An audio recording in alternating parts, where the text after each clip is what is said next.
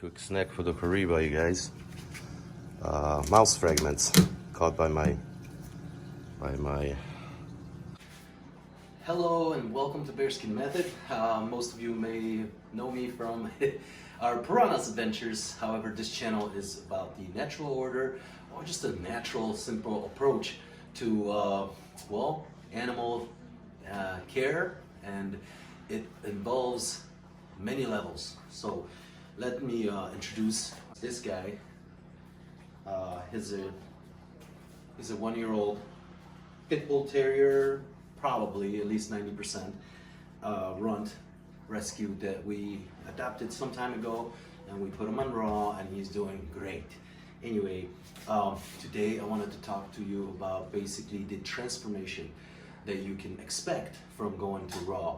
A lot of people have a lot of questions, but the most important thing is to focus on results. You know, there's a lot of rhetoric, and there's a lot of propaganda, and all the type of what you might call it, advertising sort of schemes that lead you or make you believe that what you're doing is it's the best thing out there, and there's no dispute. However, we have come to find out or learn now from other sources that some of the companies, as well as your veterinary practitioners, don't necessarily have your best interest or your pets, your companion's best interest in mind, simply because they do need you as a customer.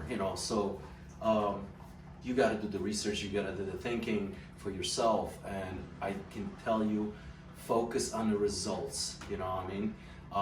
I met an interesting group of people today. I went to visit as I was doing drop-off for my other customers to bring them some samples and just talk generally about what we as caregivers, animal lovers, whatever, however you want to label it, have taken this responsibility of taking care of a living being. And dogs are just something that exclusive, as I call it, for humans. It is an exclusive human animal that literally views us, perceives us as everything, their life. Simple as that. That is probably the clearest way I can describe or depict the difference between any other sort of domesticated, half domesticated, even wild, pets that we decide to keep, versus dogs, which are completely human animals, in my opinion, that have been redesigned by us, through the course of nature, of course, to be more attached to us, to really perceive us in a different, more bonding sort of, way.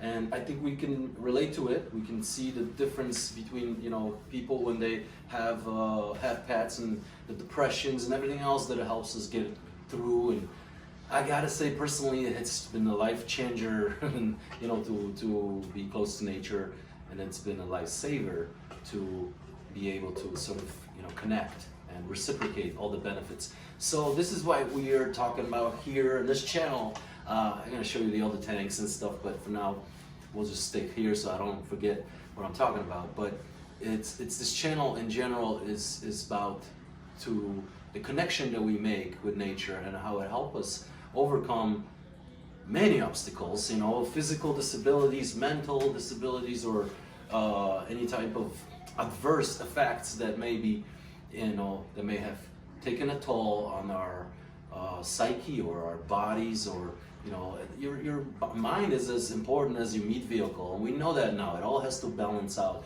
It is the same for our pets and for dogs and cats specifically.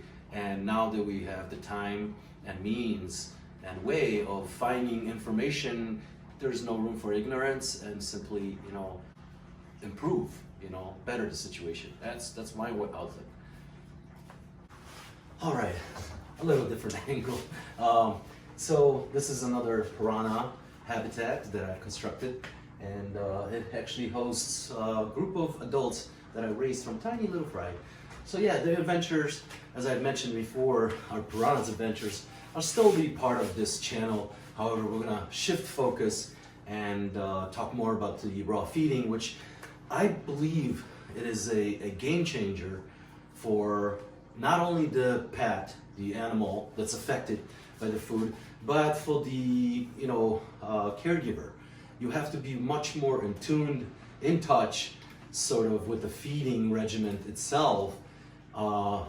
Aside from supplying the good nutrients, you become a little bit more participant in it. You participate in a greater level. You get involved because you have to sort of observe how the feeding itself goes, the preparation and the ritual as it comes with it. It's similar to that of, say, the pack joining together to sort of prepare or engage in a hunt, and then the actual devourment and the hierarchy that comes with it, who eats when, and then sourcing the food to the pups back into the den, and it's like a huge part of their life, and the feeding at home, feeding raw, has a very similar effect on not just the dog, as I mentioned, but on the caregiver as well. You have to be in tune and pay attention to what's going on with the food, because you can't just leave it there, a bunch of raw meat laying somewhere, for hours on, that would fester, a very unsanitary habitat.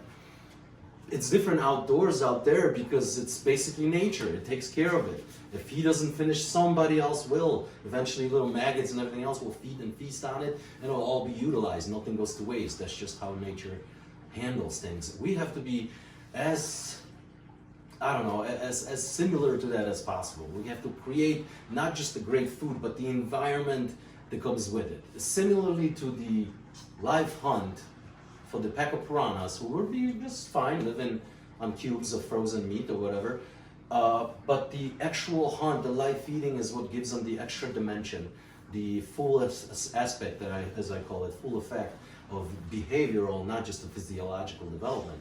For your animal, obviously you don't just open the doors and let them go, hunt down rabbits or bunnies or whatever, deer on their own, which are fully capable of if they were to train and exhibit that type of life from start, learning from their parents and on, like wolves do, fully capable of doing that as well. I mean, yeah, we need to provide that for them. We need to provide it in, sort of full package deal. And the ritual of preparing food and then feeding and then even the cleanup and all of that is very much similar. They just don't know that, they have to go out there and hunt something. They think they're hunting and the entire process while you're doing it. You sort of lead the pack into the feeding, which is probably the most important part of their life. It's satisfying that their hunger is good, they got full bellies. The next most important thing is being part of some sort of social structure, like being part of the pack and knowing where they fit in and so forth. So eat, shelter, or whatever you want, security, and then everything else. So yeah, food is very important, and food has its magic, ways of sort of providing you with the ammunition to guide and teach, sort of lead your pack into the right direction. Because there's various, few words or even body language that you could use to address whatever you want when basically working with your animal, working with your dog, cat, whatever it may be. It's a lot easier when, the one fundamental aspect is being sort of utilized to, say, gain some sort of control. You might think this is some sort of, domination, whatever methods. It's not. It's simply leveraging the one thing that that dog will care about is getting food, getting good food, and everything else that kind of follows along with it to your advantage, to create a well-behaved, well-mannered, well-fitting member of the pack, so he doesn't end up being discarded or, tossed into the shelter system. So.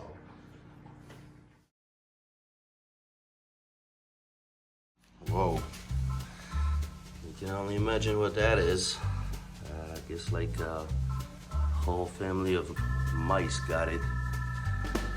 Oh well, I'm gonna throw the rest in the tank. All right, quick snack for the Kariba, you guys. Mouse fragments caught by my cat. He must have ate some of it, obviously. Now we're gonna give him the rest. Come on, ladies. You're gonna have to do better than that.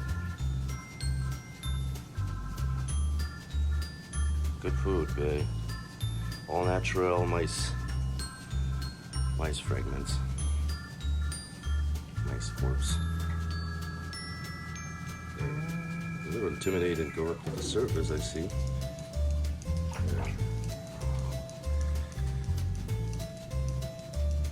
Oh, destroying the tank. What's the point in that?